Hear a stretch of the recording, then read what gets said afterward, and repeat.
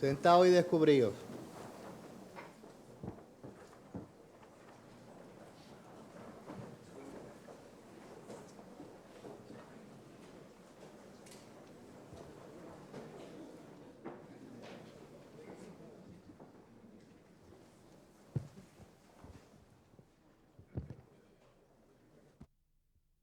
Se abre la sesión. Tiene la palabra el ilustrísimo señor decano de la Facultad de Ciencias para dar lectura en representación de la misma a la propuesta de nombramiento.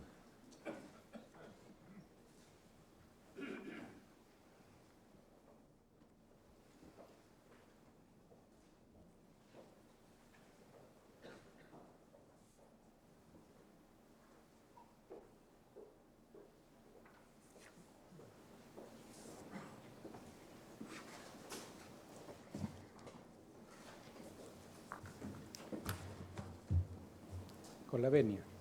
En el segundo punto del orden del día de la sesión de la Junta de Centro celebrada el pasado día 27 de junio de 2001, se analizó la propuesta realizada por el Departamento de Análisis Matemático de la Universidad de Málaga para el nombramiento del profesor doctor don Alberto Dou de Sesas como doctor honoris causa por la Universidad de Málaga. Tras un examen detallado de los méritos del candidato, se acordó por unanimidad apoyar dicha propuesta tramitándola ante el rectorado de esta universidad.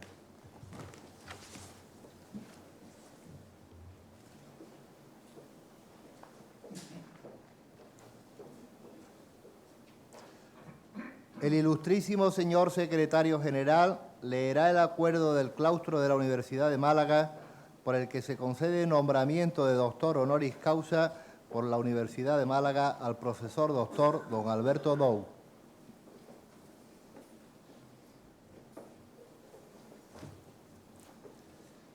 Con la caña. Acuerdo del claustro de la Universidad de Málaga celebrado el día 27 de noviembre de 2001. En atención de los méritos que concurren en la persona del excelentísimo señor doctor don Alberto Dou y más de Sesas, presentados y defendidos por el ilustrísimo señor don Florencio del Castillo Abadanés, catedrático de Análisis Matemático, el claustro de la Universidad de Málaga, en uso de la competencia que le otorgan los estatutos de dicha institución en su artículo 18, letra F, acuerda concederle el título de doctor honoris causa por la Universidad de Málaga, de lo cual doy fe como secretario general de la Universidad de Málaga a 27 de noviembre de 2001.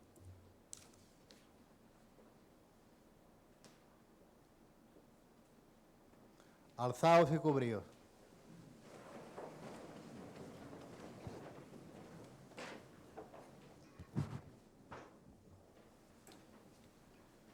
El secretario general, el decano y demás doctores de la Facultad de Ciencias se sirvan a acompañar al recipiendario que va a ser investido doctor honoris causa.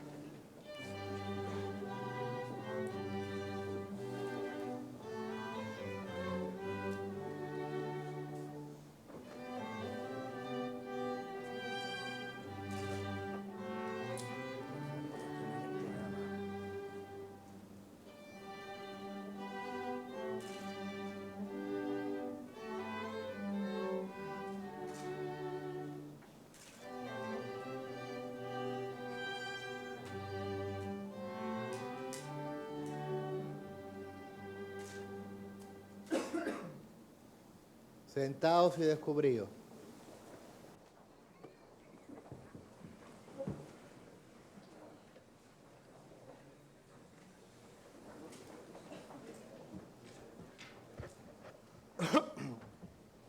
Se concede la palabra al doctor don Florencio del Castillo para proceder a la lectura de la laudatio del doctorando.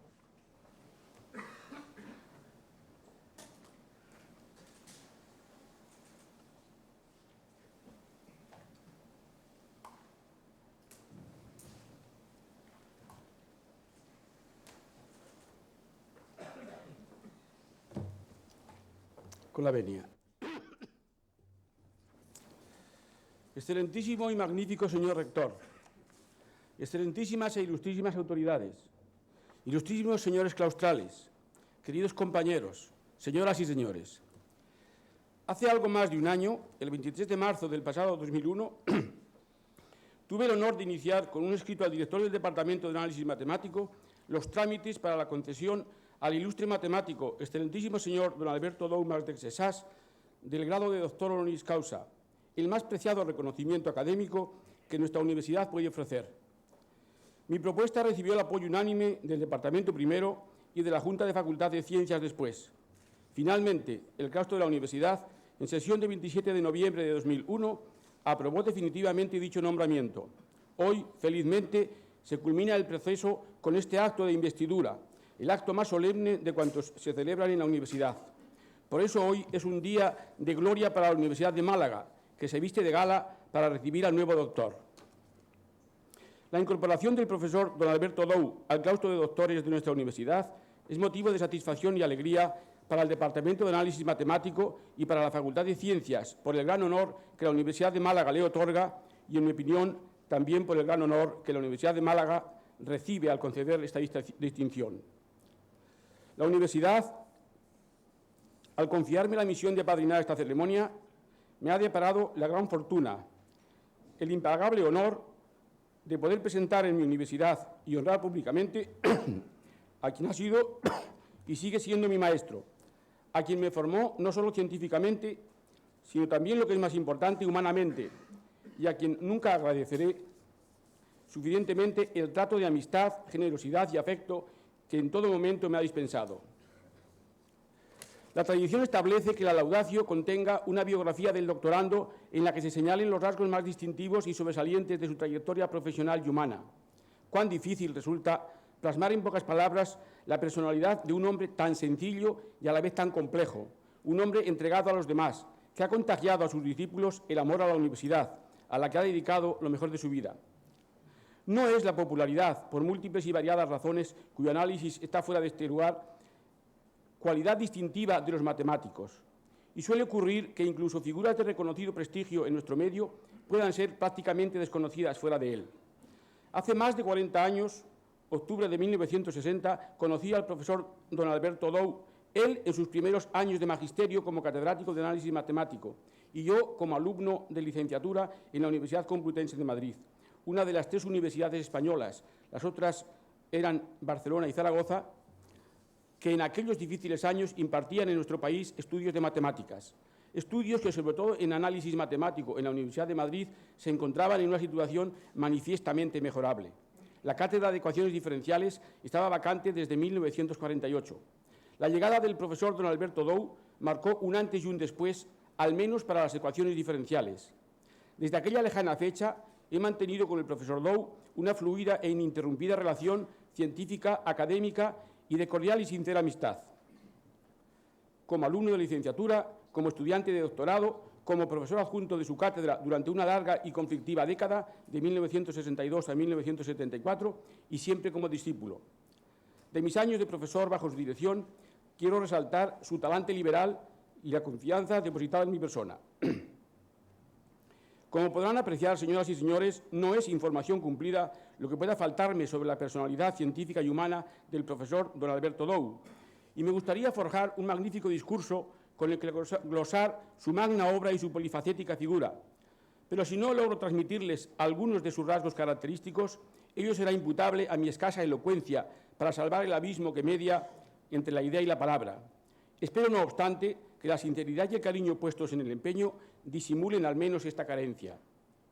Eludiendo los aspectos estrictamente técnicos, pero asimismo con el respeto debido a las personas que integran este claustro y a quienes nos honran con su presencia, voy a intentarlo, resumiendo, porque la brevedad me parece una exigencia mínima insoslayable, los aspectos más destacados de su biografía. Alberto Dou nace en Olot, Gerona, el 21 de diciembre de 1915, en el seno de una familia tradicional, cristiana y relativamente acomodada. Es el sexto de 10 hermanos. Pasa sus primeros años en San Esteve de Bas, a 10 kilómetros de Olot, en la masía que alberga a la familia Dou desde el lejano siglo XIII. La enseñanza primaria y los estudios de bachillerato los realiza en el Colegio de los Padres Escolapios de Olot. En 1932, acabados los estudios de bachillerato, deja su querida Cataluña y marcha a Madrid a preparar en la Academia Misol el ingreso en la Escuela Especial de Ingenieros de Caminos, Canales y Puertos. Cuando ya había aprobado el ingreso en la escuela, sus estudios sufren un parón de 3 años por el trágico paréntesis de la Guerra Civil. En octubre de 1939, terminaba ya la guerra, inicia simultáneamente la licenciatura en Matemáticas y la carrera de Ingeniero de Caminos, Canales y Puertos, carrera esta última que termina con premio Manuel Becerra de fin de carrera en junio de 1943.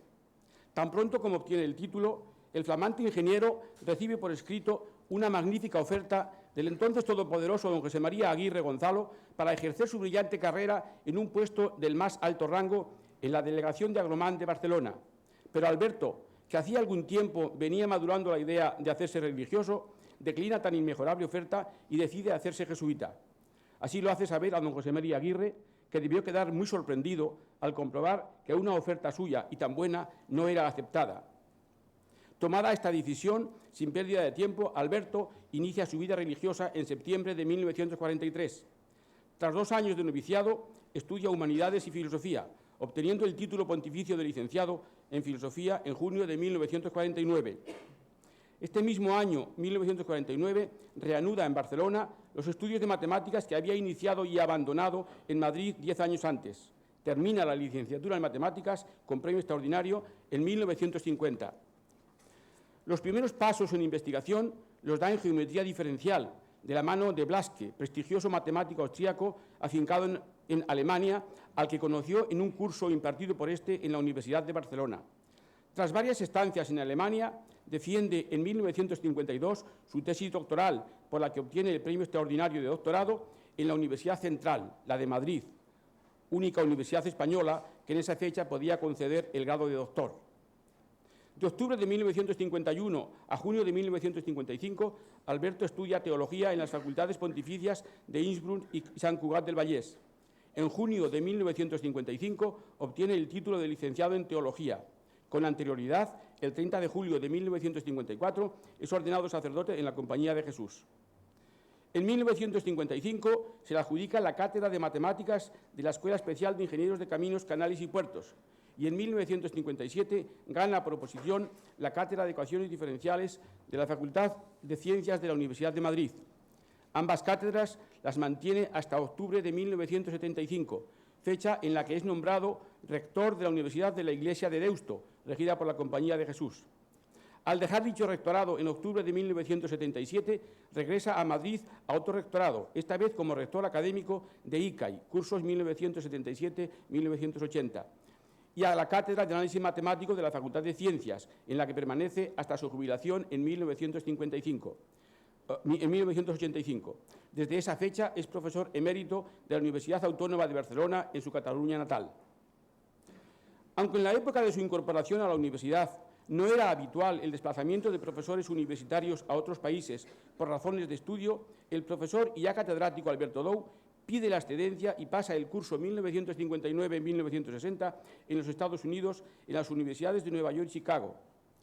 Repite esta experiencia el curso 1963-64, esta vez en la Universidad de Wisconsin-Madison, dejando como encargado de la Cátedra de Madrid al malagueño don Antonio Valle Sánchez, entonces profesor adjunto en Madrid y hoy catedrático de nuestra universidad.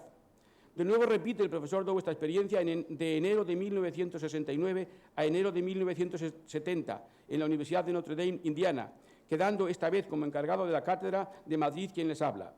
Y todavía pasa un semestre en 1974 en el Curran Institute de Nueva York. Consecuencia natural de estas frecuentes y prolongadas estancias en Estados Unidos han sido las colaboraciones y relaciones científicas con los más destacados matemáticos americanos, Lass, Garabedian, Nirenberg, Frillon, Sigmund, Calderón. También mantiene numerosos contactos con eminentes matemáticos franceses e italianos, Lyons, Brecis, Divot, Teman, Conti, Sego. A los departamentos de unos y otros envía a completar su formación a sus jóvenes doctorandos. La matemática, contra lo que suele pensar el profano, es una ciencia viva que se inspira en los fenómenos del mundo real, que luego abandona para proceder a una formalización de las propiedades intrínsecas de dichos fenómenos, que se hace estética, pero para poder progresar ha de volver a confrontarse con la realidad. La matemática necesita esta cadencia so pena de extraviarse. Todas estas etapas son consustanciales con su quehacer, no existiendo entre ellas ninguna relación jerárquica. En el decenio 1950-1960 se encontraba más bien alejada de las fases de inspiración y confrontación, y es en este contexto en el que el profesor Dow inicia su actividad docente e investigadora. Aunque inicialmente se centra en la geometría diferencial, muy pronto, debido a su formación como ingeniero, se interesa por problemas de origen físico o técnico, por su modelado y formulación matemática y por su resolución tanto teórica como algorítmica. Actualmente es claro el proceso de transformación que la informática ha propiciado en la matemática y, por supuesto, fuera de ella, y es un hecho banal que la disponibilidad de potentes ordenadores ha permitido abordar numerosos problemas que se hallaban en crisis de ideas, de intuiciones y de resultados, generando la eclosión de nuevos modelos matemáticos. Pero en los años 60, este presente tan fecundo no era tan previsible. El profesor Dow, guiado por su gran intuición, apostó desde el principio por esas técnicas y fue pionero de su introducción en España. Los trabajos del profesor Dow, aparte de los de la etapa inicial, década de los 50, referidos a geometría diferencial, están centrados en el dominio del análisis matemático y numérico, de las ecuaciones diferenciales de la física y de la técnica y de sus aplicaciones. Su producción en el campo de la elasticidad, de 1959 a 1974, sobre unicidad plana, caso de un cilindro hueco, y sobre la influencia de la forma del cuerpo elástico, adquieren una notable relevancia en la comunidad científica internacional. También son muy importantes sus aportaciones a la teoría variacional de las ecuaciones en derivadas parciales, tema del que se ha ocupado a partir de 1963. Cada vez que ha abordado un campo de investigación, ha logrado aportaciones decisivas para su desarrollo. Produce admiración el volumen y la calidad de su trabajo. Su lista de publicaciones en revistas prestigiosas es amplísima y sus libros de ecuaciones diferenciales, alguno traducido al inglés, se han convertido en clásicos de la literatura matemática de habla española. El estudio y presentación que el profesor Dow hace en sus textos de las ecuaciones diferenciales, sean estas ordinarias o en derivadas parciales, siempre va acompañado del correspondiente tratamiento numérico. Junto con la prueba de la existencia de solución de un problema, hay que dar métodos o algoritmos que nos permitan aproximarnos a dicha solución. Este planteamiento, que hoy parece tan natural, no lo era tanto en 1964, fecha de la publicación de su libro de ecuaciones diferenciales, que incluye un capítulo de 100 páginas dedicadas al análisis numérico. Alberto Dow, además de ser un excelente investigador y un buen gestor científico, es sobre todo un magnífico profesor, que transmite entusiasmo en todos los temas que trata. Rigor, claridad y calor humano acompañan a todas sus explicaciones. Con su magisterio ha marcado un verdadero hito en la enseñanza e investigación en el dominio de las ecuaciones diferenciales, del que es un auténtico renovador en nuestro país. Gracias a él se han introducido conceptos y técnicas que hoy constituyen la base para cualquier estudio serio y profundo sobre el tema. Él fue el primero que introdujo en España, al principio de los años 60, la teoría de las distribuciones de Lorenz-Wahr, de tanto interés en el actual estudio de las ecuaciones en derivadas parciales. El profesor don Alberto Dow, por las razones anteriores, sus enseñanzas, sus libros y trabajos, sus actitudes y sus colaboraciones y relaciones con relevantes científicos extranjeros, es el principal iniciador e impulsor del desarrollo de la matemática aplicada en España. Los actuales grupos de investigación en este campo, distribuidos por un buen número de universidades españolas, están formados por sus discípulos y los discípulos de sus discípulos hasta cuarta generación. Una cualificada representación de estos grupos nos honra con su presencia, y son también bastantes los que, ante la imposibilidad de asistir, han comunicado su adhesión. Muchas gracias a unos y a otros. Don Alberto, además de matemático e ingeniero, es, como he dicho antes, filósofo y teólogo, y también sacerdote jesuita, el padre Dow. Desde esta perspectiva, su formación académica global le ha llevado a preocuparse por problemas fundamentales de las ciencias y de la naturaleza y del hombre. Y fruto de esta preocupación es su dilatada serie de publicaciones, conferencias, seminarios y cursos que comprende desde profundos artículos matemáticos y técnicos y contribuciones filosóficas hasta trabajos interdisciplinares en los que ha profundizado en los fundamentos de las ciencias y en los problemas humanos actuales, en consonancia con la misión que le incumbe hoy a la universidad. Este espíritu pluridisciplinar de Alberto Dou también se pone de manifiesto en los temas culturales de gran actualidad e interés de los que siempre se ha ocupado. Desde 1974 se celebra cada año una reunión interdisciplinar de ASINJA, Asociación Interdisciplinar José Acosta, de la que ha sido creador y principal promotor. A ella asistan eminentes expertos de muy diversos campos para analizar y fomentar las relaciones profundas entre los distintos saberes. Las aportaciones a estas reuniones han contribuido muy sustancialmente a clarificar puntos importantes de la cultura actual. Como ejemplos pueden citarse Ciencia y Humanismo, de la reunión de 1974, Configuración de la Sociedad Futura, la reunión de 1975, Sobre la Universidad, 1981, Fragmentariedad de las Ciencias, 1984, Ciencia y Poder, 1986, Europa, Raíces y Horizontes, 1993, Pensamiento Científico y Trascendencia, 1997, etc. Tan brillante trayectoria científica y académica ha conducido al profesor Dou a formar parte de los más importantes comités científicos, a ocupar diversos cargos y a obtener notables distinciones: presidente de la Real Sociedad Matemática Española, director del Departamento de Cálculo del Consejo Superior de Investigaciones Científicas, académico de la Real Academia de Ciencias Exactas, Físicas y Naturales, vocal del patronato del Centro de Cálculo de la Universidad de Madrid, director del Departamento de Ecuaciones Funcionales de la Facultad de Ciencias de la Universidad de Madrid, Orden Civil de Alfonso X el Sabio al mérito docente, decano de la Facultad de Matemáticas de la Universidad de Madrid, rector de la Universidad de la Iglesia de Deusto, rector académico del Instituto Católico de Artes e Industrias, doctor honoris causa por la Universidad Pontificia de Comillas, medalla de honor del Colegio de Ingenieros de Caminos, Canales y Puertos, etc. Por lo que se refiere a su vinculación con Málaga, además de señalar que los tres primeros catedráticos de análisis matemático de esta universidad, don Antonio Valle Sánchez, don Alberto de la Torre Rodríguez y quien les habla, figuramos en la nómina de sus discípulos directos, debo añadir, en primer lugar, que en varias ocasiones ha tenido a su cargo en nuestra universidad ciclos de conferencias sobre historia y fundamentos de la matemática. En segundo lugar, que también ha impartido conferencias y ha participado en mesas redondas en otros ámbitos culturales de Málaga. Y en tercer lugar, que el profesor Dou es académico correspondiente de la Academia Malagueña de Ciencias.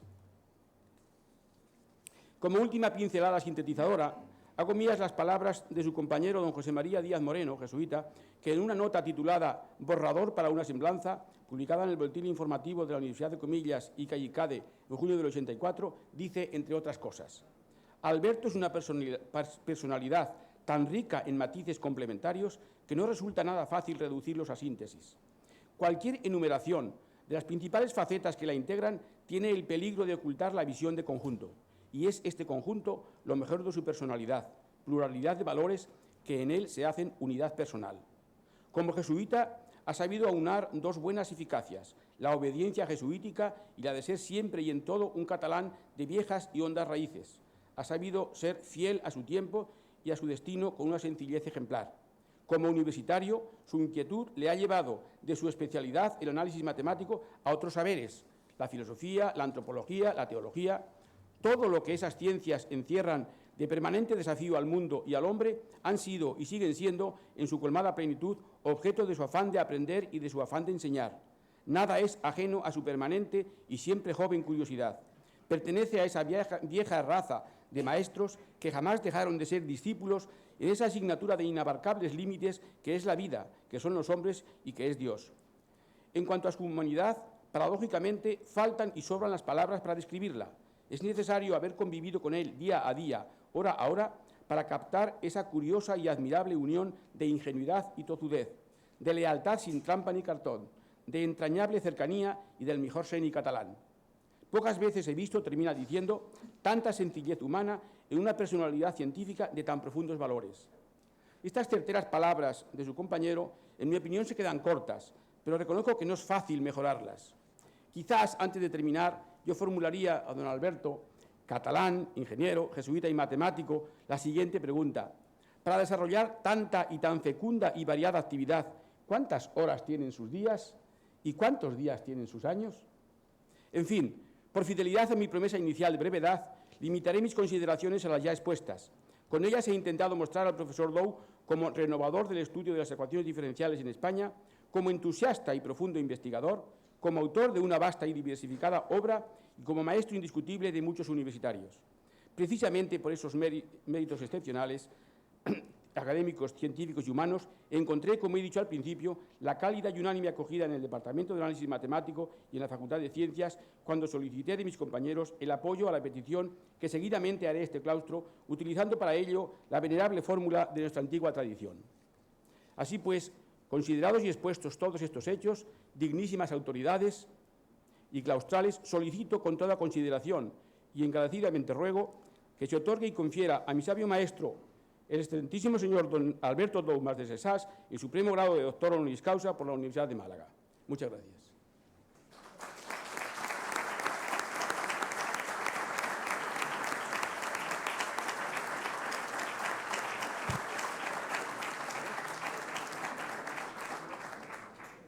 Alzaos y cubríos.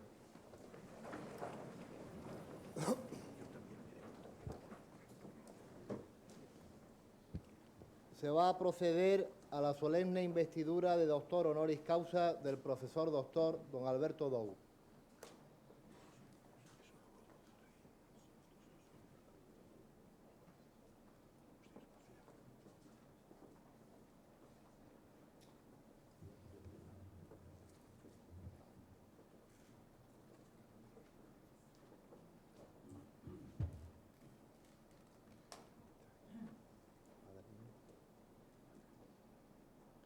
Por el claustro de la Universidad de Málaga, a propuesta de la Facultad de Ciencias y en testimonio del reconocimiento de vuestros relevantes méritos científicos, habéis sido nombrado doctor honoris causa de la misma.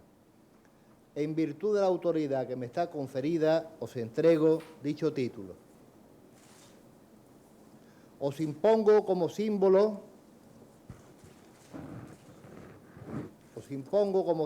el birrete laureado, antiquísimo y venerado distintivo del magisterio. Llevadlo sobre vuestra cabeza como la corona de vuestros estudios y merecimientos. Recibid el libro de la ciencia que os cumple enseñar y adelantar y que sea para vos significación y aviso de que por grande que vuestro ingenio fuera, debéis rendir acatamiento y veneración a la doctrina de vuestros maestros y predecesores. Recibid el anillo que la antigüedad entregaba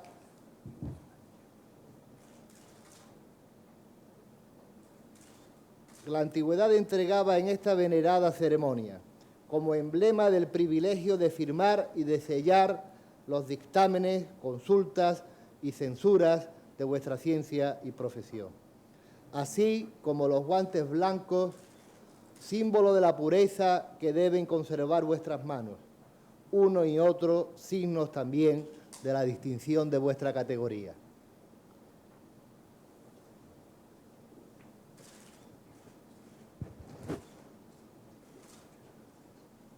Porque os habéis incorporado a esta universidad, habéis recibido en nombre del claustro el abrazo de fraternidad de los que se honran y congratulan de ser vuestros hermanos y compañeros. El abrazo del padrino. Pueden volver.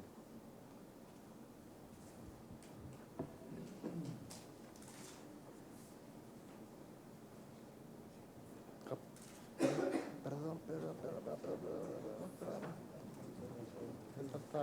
Pido disculpas, esto pasa.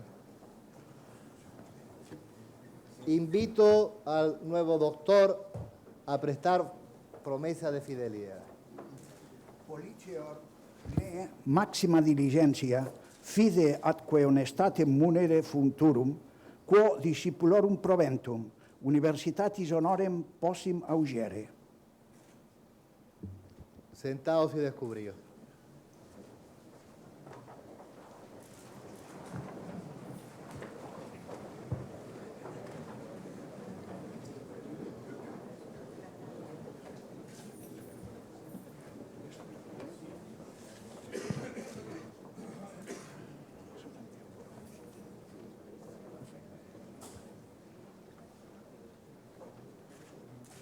Tiene la palabra el doctor honoris causa, el profesor don Alberto Dou.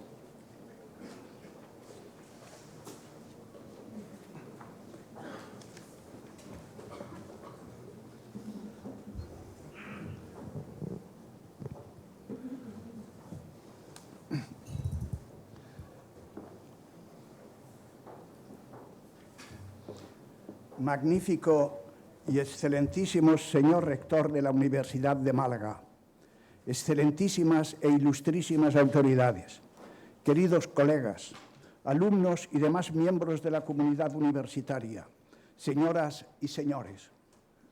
Excuso decir la alegría que me ha producido la concesión de esta distinción, que recae sobre el aspecto académico de mi vida, al que he dedicado con gran interés y pasión la mayor parte de mi ya larga carrera docente. Consiguientemente, quiero manifestar al excelentísimo señor rector y al claustro mi profunda gratitud por esta distinción. Me resta todavía dar las gracias al padrino de la presente investidura, doctor Florencio del Castillo, al que tuve de alumno brillante hace casi 40 años, durante los cuales he llegado a querer a toda su familia. Como introducción al discurso, narraré una anécdota histórica que me tocó vivir como catedrático de ecuaciones diferenciales en la Universidad Complutense de Madrid en los últimos años del franquismo. Como tema del discurso, dada mi condición de científico y teólogo, narraré la historia de 3 conflictos entre científicos y teólogos. El primero en París durante el siglo XIII, el segundo sobre el proceso de Galileo por la Inquisición, y el tercero en relación con Newton y su concepto de Dios. Concluiré el discurso poco menos que de manera obligada, comentando la importante carta o mensaje de Juan Pablo II al director del Observatorio Vaticano, George Coyne. Su contenido encaja muy bien con mis motivaciones como sacerdote en la universidad. Primera parte: un disparo en la Universidad Complutense de Madrid en 1972. El jueves 18 de mayo de 1972, o sea, en los últimos años del franquismo, en el campus de la Universidad Complutense, alrededor del mediodía, estando la policía prestando servicio en la Facultad de Ciencias, ocurrió el hecho que relato a continuación. Un policía de la Brigada Social salía de su coche, sacó una pistola y apuntó meticulosamente a un estudiante que huía con otros varios, recorriendo y alejándose de donde estaba la policía. El policía de la Brigada Social disparó y la bala atravesó el tórax del estudiante, quien, gracias a la ayuda de otros compañeros, pudo llegar a un coche en el que los estudiantes le llevaron al clínico, que era el hospital más cercano. El testimonio de los estudiantes se hace mucho más comprensible si se tiene en cuenta la situación de la zona del conflicto. Esta se extendía desde toda la acera de las puertas principales de la Facultad de Ciencias hasta una parte del cuadrángulo del Parque Central. Ahora bien, precisamente esta zona podía ser contemplada con toda claridad y sin impedimento alguno desde las ventanas de las aulas de la tercera planta de la Facultad de Matemáticas. Y de hecho, varios profesores y alumnos desde allí contemplaron todo el suceso con gran interés y sin perder detalle. Personalmente no fui testigo del hecho, pues entonces no estaba en la facultad, pero vinieron a verme a mi residencia un grupo de estudiantes, la mayoría de ellos alumnos míos, el mismo día 18, cerca ya de la hora de comer. De los hechos relatados,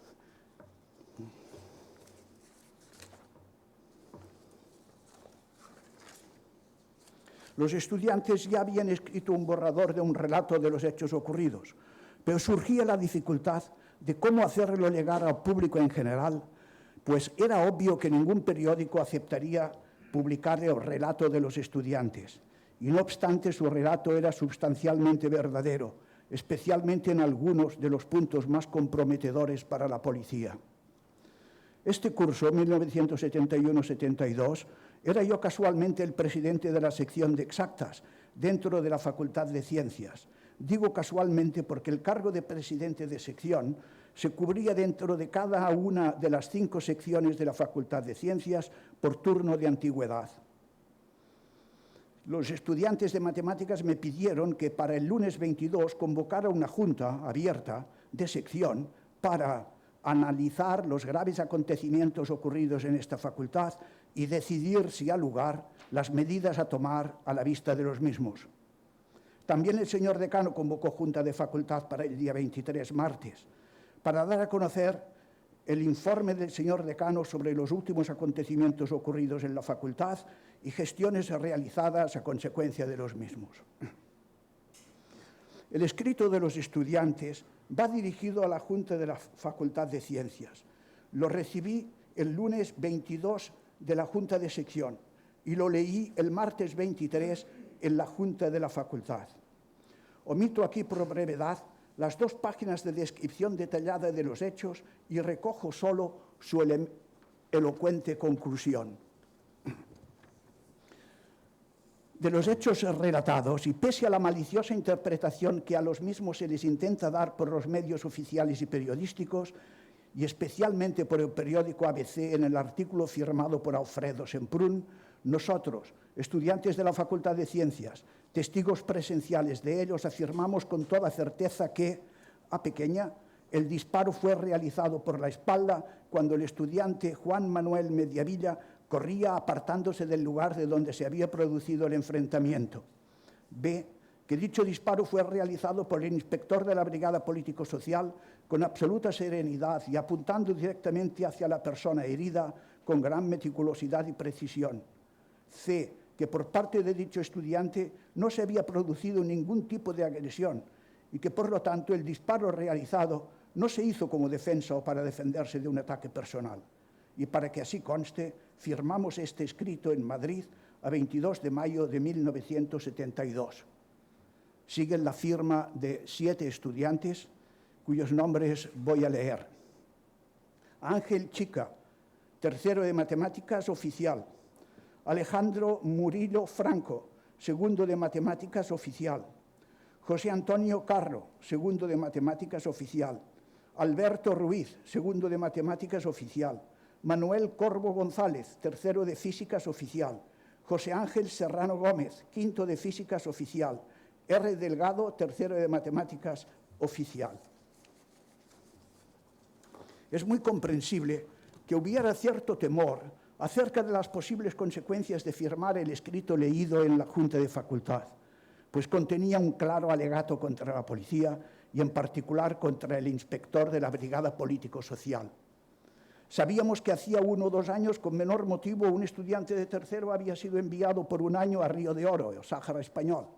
Para evitar unas posibles y exageradas represalias, se decidió que, si era necesario, me comprometía a no mostrar el documento con las firmas a nadie, excepto al señor rector de la universidad y eventualmente al juez que pudiera requerir el documento.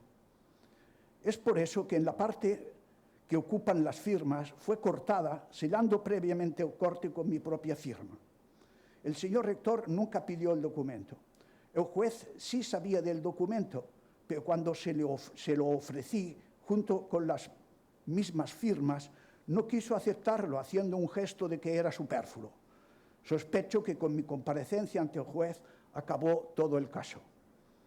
La realidad es que personalmente tenía poco que temer y aún menos que perder.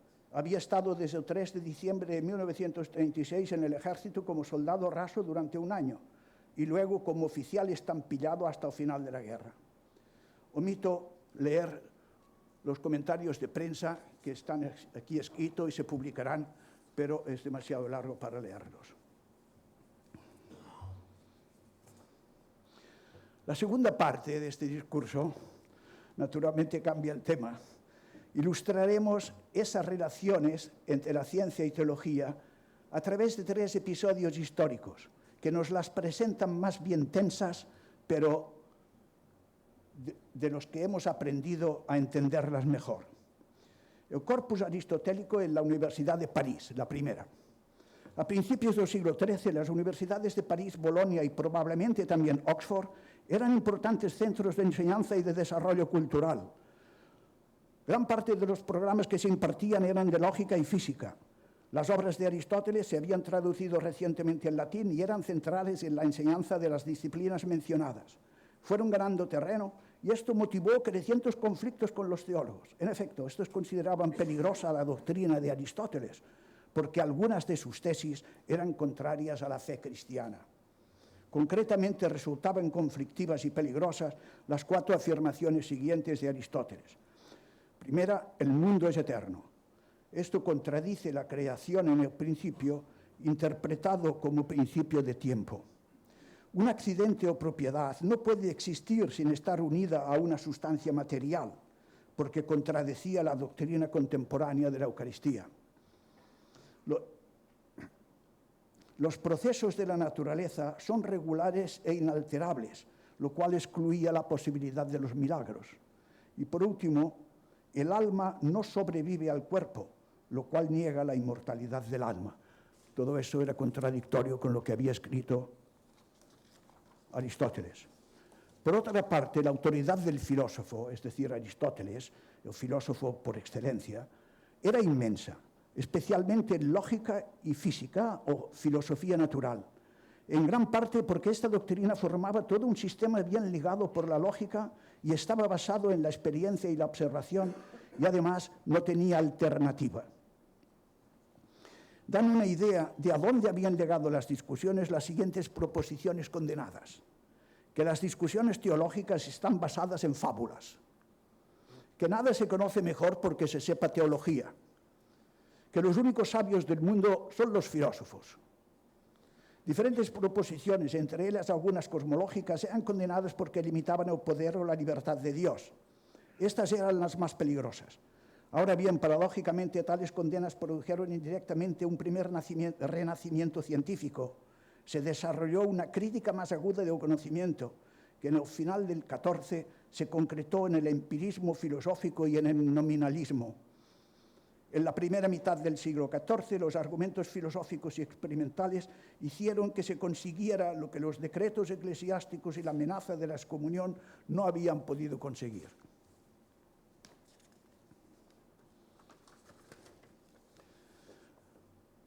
El segundo caso es la raíz epistemológica del caso Galileo con la Inquisición.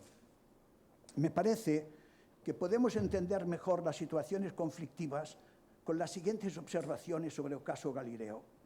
Los argumentos científicos que Galileo aducía no eran apodícticos, ni siquiera eran convincentes. El de las fases de Venus no era decisivo y el de las mareas, al que Galileo pone mucho énfasis, era equivocado.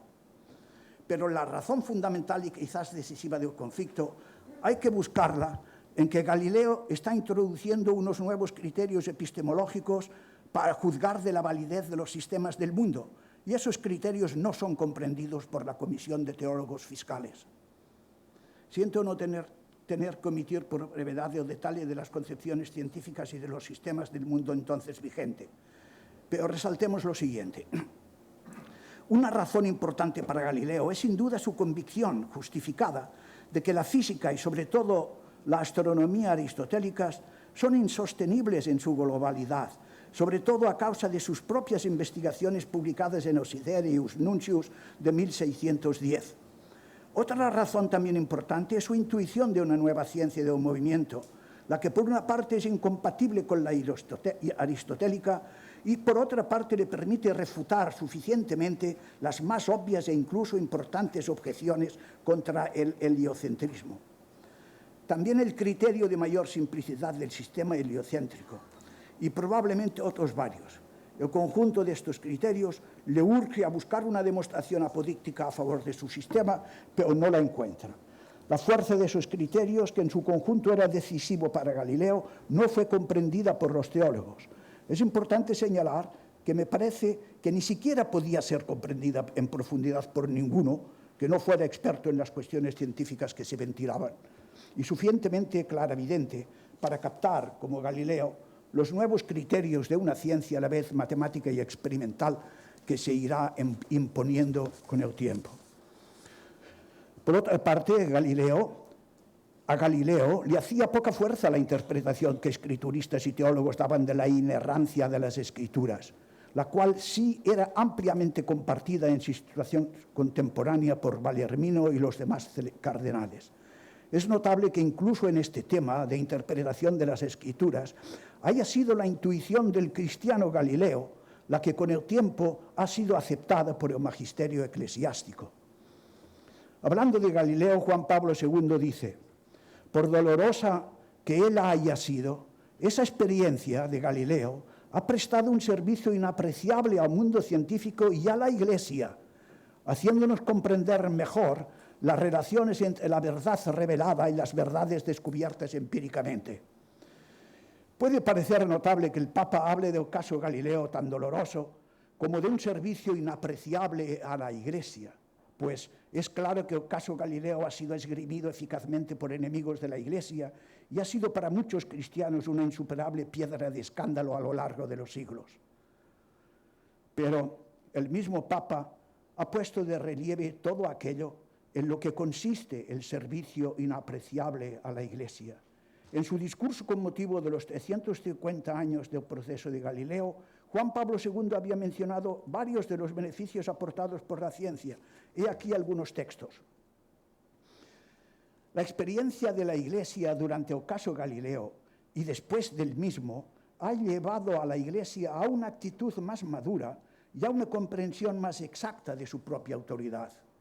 La Iglesia, ella también, aprende por experiencia y reflexión y ahora entiende mejor el sentido que ha de darse a la libertad de investigación.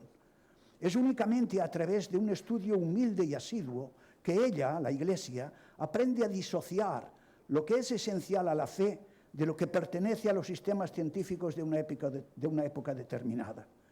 Omito los elocuentes textos que añade Juan Pablo II en 1992 con ocasión de la llamada rehabilitación de Galileo y concluyo siguiendo a Juan Pablo II.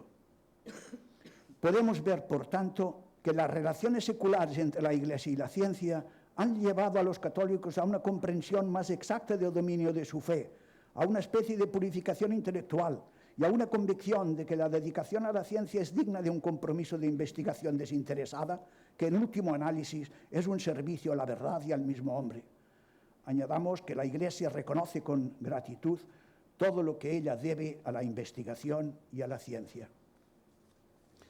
Voy a tratar ahora del tercer conflicto, quizá no tan patente, pero también sobre el concepto de Dios en Newton. Es unas páginas complicadas de Newton, pero encuentro que son muy interesantes. El extraordinario desarrollo que el siglo XVII adquiere la nueva ciencia iniciada por Galileo es el factor decisivo que, además de contribuir poderosamente a la crisis de la escolástica, provoca directamente por sí mismo la propagación del escepticismo. El hecho es denunciado por teólogos católicos como el jesuita Lessius, 1913, y el franciscano Mersenne, matemático, 1624, quienes apelan a los científicos para que salven la fe de su crisis contemporánea. Durante este periodo se desarrolla en el Reino Unido un argumento filosófico-teológico para demostrar la existencia de Dios, que se basa en los Principia de Newton y que desempeña un importante papel por su influencia prolongada a lo largo del siglo XVIII. A este argumento, propiamente iniciado por Bentley, Newton contribuyó con su concepción de Dios, expresada ampliamente en los Principia, especialmente en el Escolio General, en la segunda edición de 1713, y previamente en su correspondencia con Bentley, en algunas de sus queries de la óptica latina y en los Theological Manuscripts of Newton, los seleccionados y editados por McLachlan en 1950, y finalmente en la correspondencia Leibniz-Clerk, 1715-1716, en la que este último es portavoz de Newton. En orden a la difusión y aceptación del argumento, Newton aportó además su inmensa autoridad y popularidad, bien ganadas gracias a sus profundos descubrimientos y a su extraordinario poder de análisis. En la imposibilidad de seguir todas estas fuentes, nos centraremos en el Escolio General de la segunda edición. El Escolio General consta de 6 párrafos, 5 de los cuales son comparables entre sí por su extensión, pero el cuarto párrafo, él solo, ocupa exactamente 2 páginas enteras. Dividiremos esta exposición en 6 partes correspondientes respectivamente a los 6 párrafos del texto. El primer párrafo es una refutación absolutamente convincente de la teoría cartesiana de los torbellinos para explicar las trayectorias de los planetas y cometas, especialmente por el comportamiento de los cometas, como indica Newton al final del párrafo. Párrafo segundo. El segundo párrafo, Newton apela al vacío boyleano para deducir que los cuerpos celestes se mueven en el vacío y, por tanto, libremente. Comillas, así, los planetas y cometas del sistema solar dan vueltas perpetuamente en órbitas de forma y posición fijas. Y concluye, perseverarán ciertamente en sus órbitas en virtud de las leyes de la gravedad, pero de ningún modo pudieron, mediante estas fuerzas, adquirir originariamente la situación regular de las órbitas. Esta última citación prepara, en primer lugar, la demostración de la existencia de un ser inteligente y poderoso que Newton dará en el párrafo siguiente. Tercer párrafo. Se distinguen claramente 2 partes. La primera se refiere al sistema solar y describe los movimientos y propiedades más importantes de los principales elementos que lo constituyen, 6 planetas principales y 10 lunas. Y todos estos movimientos regulares no tienen su origen en causas mecánicas, palabras de Newton. La palabra decisiva parece ser el complejísimo movimiento de los cometas. Concluye esta primera parte con la deducción de la existencia de Dios, aunque sin mencionar todavía este nombre. Este sistema elegantísimo del Sol, los planetas y los cometas, solo pudo originarse por el designio y señorío de un ser inteligente y poderoso. En la segunda parte saca la misma conclusión para todo el sistema celeste, aunque bajo una condición. Y si las estrellas son centros de sistemas semejantes, todas estas cosas construidas por un designio similar deberán estar sometidas al señorío del uno y único. Lo justifica apelando a la común naturaleza de la luz. El cuarto párrafo, que como he dicho es el más largo, lo dedica Newton exclusivamente a exponer a sus lectores su concepto de Dios. Es un punto muy interesante. De ahí que para nuestro tema sea de máxima importancia. Por otra parte, se trata de un párrafo larguísimo. Consecuentemente, reduciremos su transcripción a los puntos siguientes, los cuales el primero cita el comienzo y el último cita el final del párrafo. Punto primero. Ser inteligente y poderoso, cuyo designio y señorío ha dado origen al sistema solar, rige todas las cosas no como alma del mundo, sino como señor del universo. Y por su señorío, se le suele llamar Dios Pantocrátor, pues Dios es un término relativo y se refiere a siervos, y deidad es el señorío de Dios, no sobre su propio cuerpo, como estiman aquellos para quienes Dios es el alma del mundo, sino sobre sus siervos. El Dios Supremo es un ser eterno, infinito, absolutamente perfecto. Ahora bien, un ser totalmente perfecto, pero sin señorío, no es un señor Dios. Segundo, el señorío de un ser espiritual constituye un Dios. El señorío verdadero al Dios verdadero. El señorío supremo al supremo. El imaginado al imaginado. Y del señorío verdadero se sigue que el Dios verdadero es vivo, inteligente y poderoso, y de las demás perfecciones, que es supremo o sumamente perfecto. Punto tercero. Dura siempre y está presente en todas partes, existiendo siempre y en todas partes constituye la duración y el espacio. Puesto que cada partícula del espacio existe siempre, y cada momento indivisible de tiempo existe en todas partes, ciertamente el artífice y señor de todas las cosas no puede nunca ni en ninguna parte no existir. Es omnipresente no solo por su acción, sino también por su substancia, pues la acción sin la substancia no puede subsistir. En él se contienen y mueven todas las cosas. Es claro que existe necesariamente el Dios Supremo, y por la misma necesidad existe siempre y en todas partes. De ahí también que todo él es semejante a sí mismo. Es todo ojo, todo oído, todo cerebro, todo brazo, todo fuerza sensitiva, intelectiva y activa, pero de modo nada humano, nada corpóreo, de modo totalmente desconocido por nosotros. Sexto punto. Pues mucho menos tenemos idea de la sustancia de Dios. Le conocemos únicamente por sus propiedades y atributos y por las estructuras de las cosas y sus causas finales. Sus causas finales son tan sabias y excelentes. Y nos admiramos de sus perfecciones, pero le veneramos y adoramos por su señorío, pues le adoramos como siervos, que un Dios sin señorío, providencia y causas finales no es sino fatalidad y naturaleza. Séptimo punto, pues todo lenguaje sobre Dios se toma de la realidad humana por alguna semejanza. Punto octavo y último, todo esto sobre Dios, sobre el cual discutir a partir de los fenómenos, ciertamente pertenece a la filosofía natural. Es notable la insistencia de Newton sobre el señorío o dominio de Dios sobre el mundo. Es el atributo básico con el que reconoce Dios partiendo de los fenómenos que ha descubierto en los Principia, como hemos visto en el párrafo tercero. Comienza el párrafo cuarto con el dominio de Dios y casi al final él mismo, acabando, escribe: un Dios sin señorío, providencia y causas finales no es sino ado y natura, fatum et natura. El filósofo idealista Schelling comenta que esta frase es la palabra decisiva sobre Dios. Providencia y causa final, o sea, las intenciones ejecutadas en la naturaleza, no son más que consecuencias de este dominio. Dios sin dominio, o sea, Dios sin Herrlichkeit, sería mero fatum o mera naturaleza. Esta concepción de Dios interviniendo no solo en la historia humana, sino también en la naturaleza, resulta sorprendente, por más que quiera dar lugar a que el Dios de Newton fuera calificado de Dios tapagujeros. Clerke, en su controversia con Leibniz, defenderá este tipo de intervenciones de Dios como parte de su providencia. Quinto párrafo. El quinto párrafo de Newton se ocupa de la causa de la gravedad. Se trata de dilucidar si la gravedad puede ser coeterna y esencial a la materia, si con el tiempo puede haber sido adquirida o no por la materia, si puede haber sido causada por un agente material o inmaterial.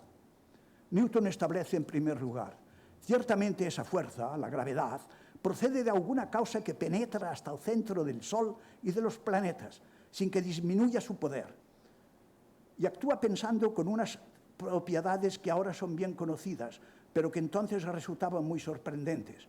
Newton continúa: pero la razón por la que la gravedad tiene estas propiedades no he podido aún deducirla de los fenómenos y yo no imagino hipótesis. Pues todo lo que no se deduce de los fenómenos se ha de llamar hipótesis, y las hipótesis, sean metafísicas o físicas, o de cualidades ocultas o mecánicas, no tienen cabida en la filosofía experimental. Termina con la afirmación: basta con que la gravedad exista y actúe según las leyes que hemos expuesto, y sea suficiente para explicar todos los movimientos de los cuerpos celestes y de nuestro mar. En este segundo texto del párrafo quinto que hemos citado se encuentra la célebre frase hipótesis non fingo, no imagino hipótesis. Y más interesante para nuestro tema es la frase con la que Newton termina el párrafo. Es una respuesta a los que objetaban que Newton apelaba, como habían hecho algunos científicos cartesianos, a fuerzas o cualidades ocultas o a definiciones gratuitas. Es una respuesta inapelable, pues la gravedad quedaba bien justificada por las consecuencias que se habían obtenido. Párrafo sexto. En el sexto y último párrafo del Escolio General, Newton alude someramente a las fuerzas magnéticas y eléctricas, quizá porque presenten cierta analogía con la gravedad. No podemos concluir este apartado sobre la teología de Newton sin al menos mencionar la brillante argumentación de Samuel Clerke sobre la existencia de Dios y el último desarrollo de una físico-teología. Esta recibe su nombre del teólogo William Derham, amigo de Newton, quien en el mismo año 1713 que aparecía el Escolio General, publicaba una serie de libros con el título Physical Theology, or a Demonstration of the Being and Attributes of God from His Works of Creation. En ellas argumenta elegantemente a favor de la existencia de Dios a través de las causas finales mediante sobrios e interesantes ejemplos basados en descubrimientos contemporáneos. En 1715, el mismo Derham publica Astrotheology, or a demonstration of the being and attributes of God from a survey of the heavens. También la físico-teología, pero sin recurrir a las causas finales, sino basándose en la mecánica y astronomía. Nótese que este argumento de la astroteología no se basa en las causas finales, sino más bien en las eficientes. Esto lleva espontáneamente a la consideración simultánea y unificada de las causas finales y eficientes, inspirado de una manera general en el cálculo de variaciones de Leonhard Euler, y más particularmente en el principio de Maupertuis. En efecto, Moreau de Maupertuis, francés y primer presidente de la Real Academia de Ciencias y Letras de Berlín, creada por el rey Federico II de Prusia, desarrolla un argumento basado simultáneamente en las causas eficientes y en las causas finales de los fenómenos de la naturaleza. He aquí el texto de Maupertuis. No se puede dudar de que todas las cosas están reguladas por un ser supremo, que mientras ha impreso a la materia las fuerzas que denotan su potencia, la ha destinado a ejecutar efectos que denotan su sabiduría. Y la armonía de estos dos atributos es tan perfecta que sin duda se podrían deducir todos los efectos de la naturaleza de cada uno de ellos tomados separadamente. Una mecánica ciega y necesaria sigue los designios de la inteligencia más precaria y más libre, y si nuestro espíritu fuera suficientemente vasto, vería igualmente que las causas de los efectos físicos, sea calculando las propiedades de los cuerpos, sea buscando qué había de más conveniente para obligarles a ejecutarlos. Resulta, en efecto, como se demuestra matemáticamente de una manera muy general, que puede establecerse una relación de equivalencia entre las ecuaciones diferenciales que resultan del estudio de los fenómenos a través de sus causas eficientes, el método directo de Bernoulli y Euler, y el estudio de los principios de máximo y mínimo, que resultan de la aplicación de las causas finales a fenómenos naturales, método indirecto, y de los que se ocupa el cálculo de variaciones de Euler y Lagrange. Me queda la conclusión.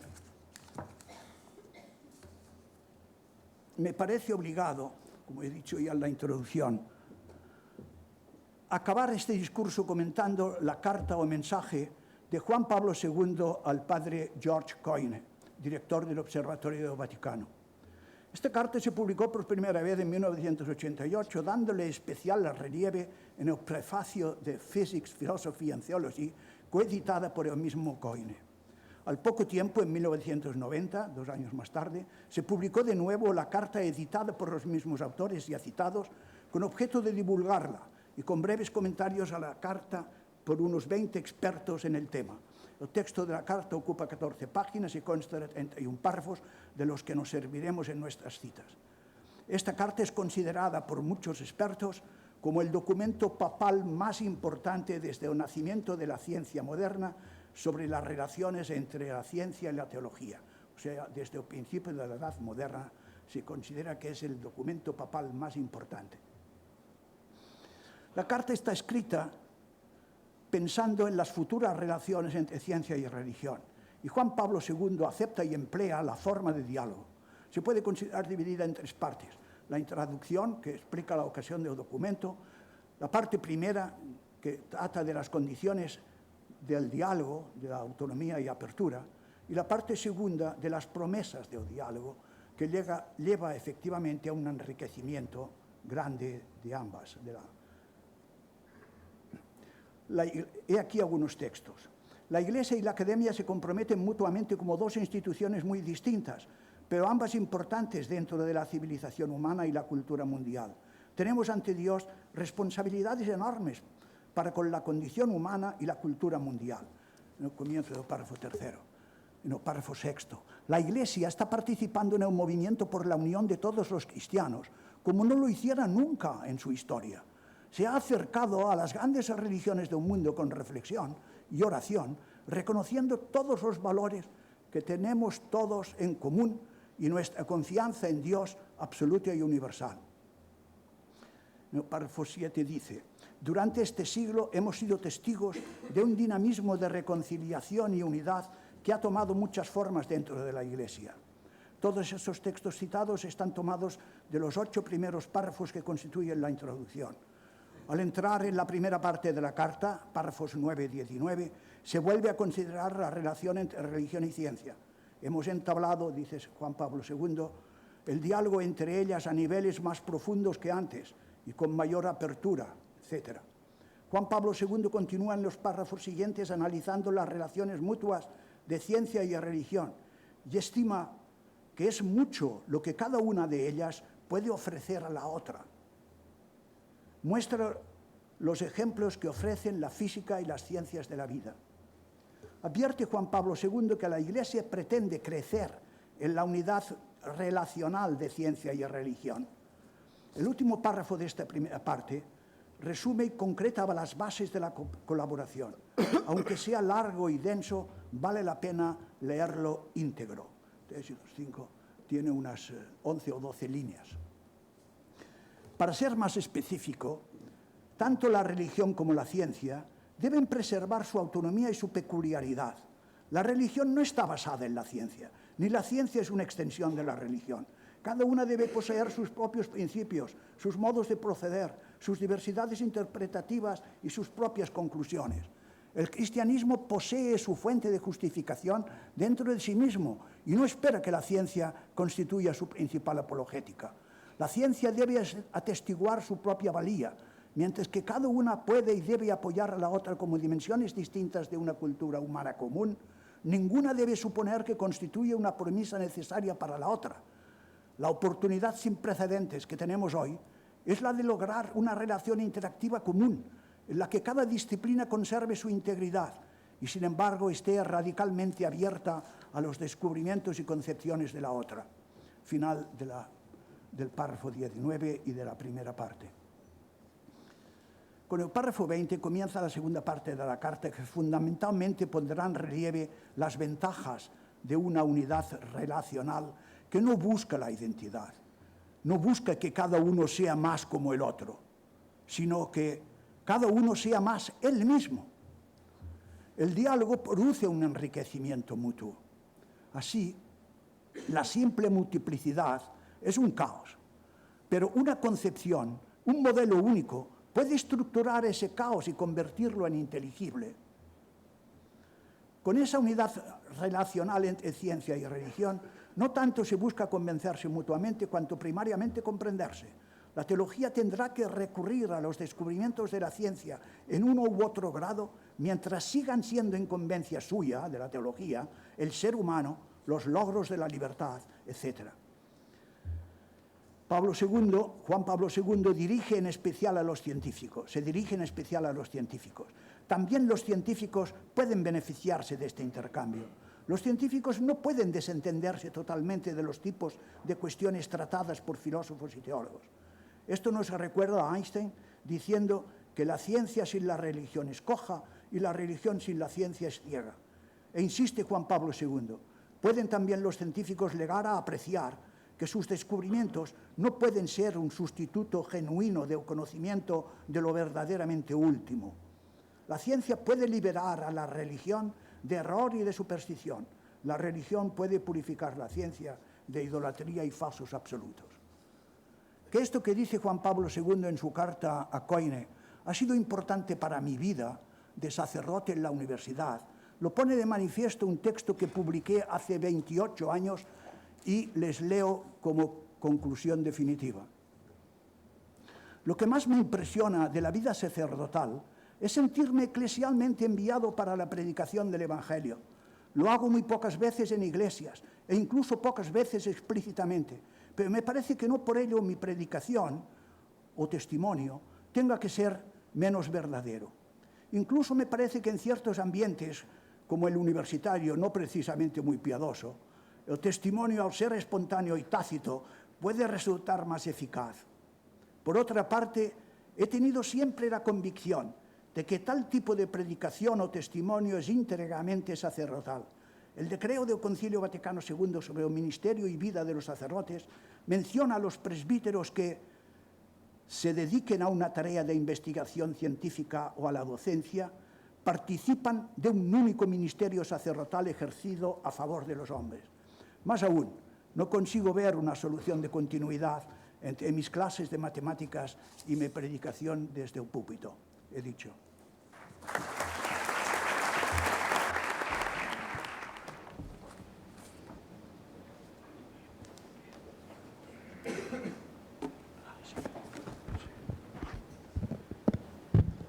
Excelentísimas e ilustrísimas autoridades, profesoras y profesores, personal de administración y servicios, alumnas y alumnos, señoras y señores. El claustro de la Universidad de Málaga acaba de recibir al profesor Dou como nuevo doctor honoris causa. Y lo ha hecho igual que siempre, quizás en unas nuevas instalaciones, pero como siempre, con sencillez, con solemnidad y siguiendo esa tradición que hunde sus raíces en la historia y vive entre el latín medieval y el rito fraterno de la Ilustración.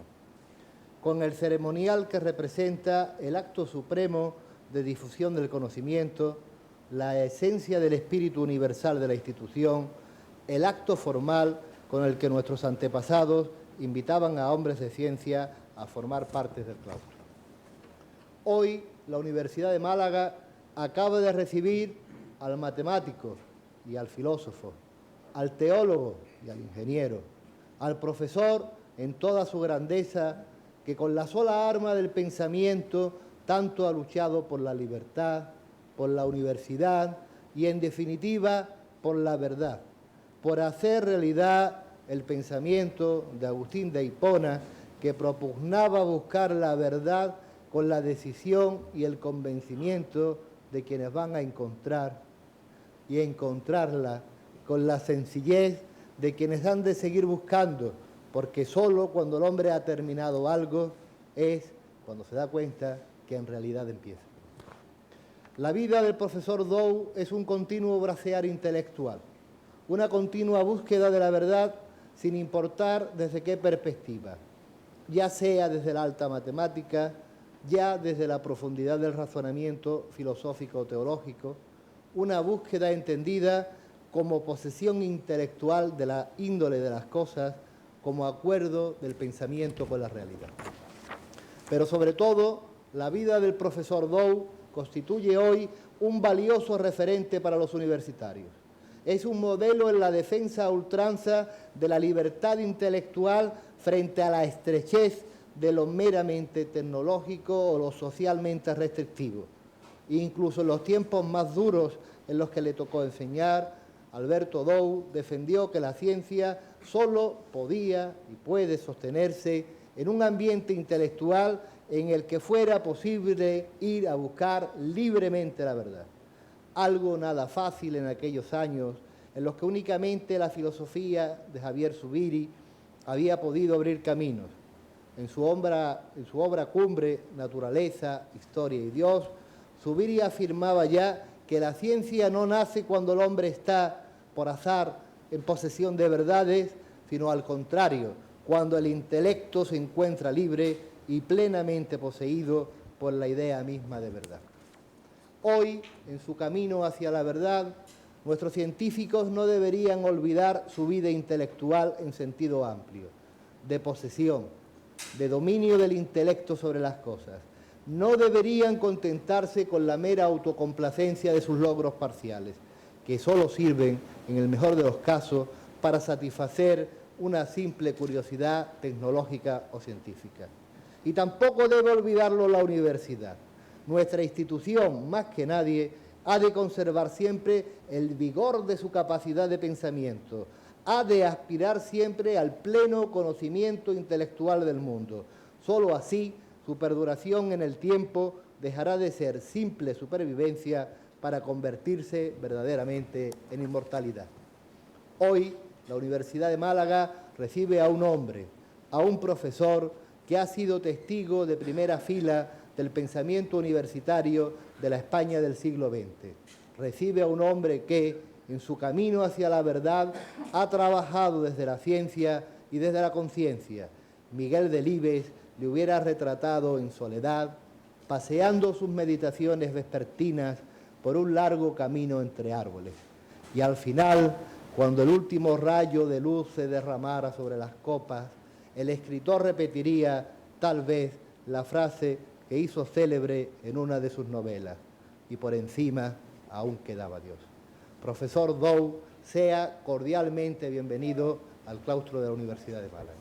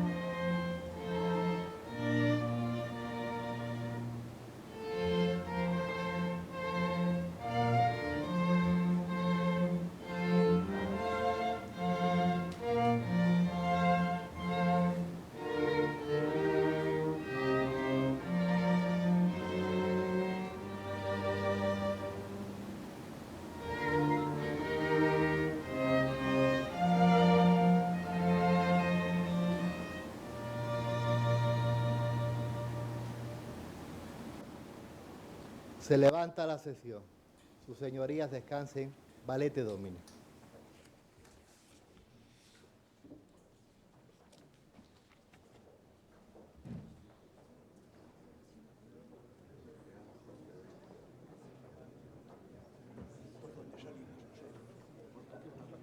Detrás de estos, oye, que no me olvide nada, caramba, veo que hay mucho papel aquí, ¿tú? ¿Qué? Esto no lleva esto, yo llevaré todo esto, que no se caiga. Hay que ponerse.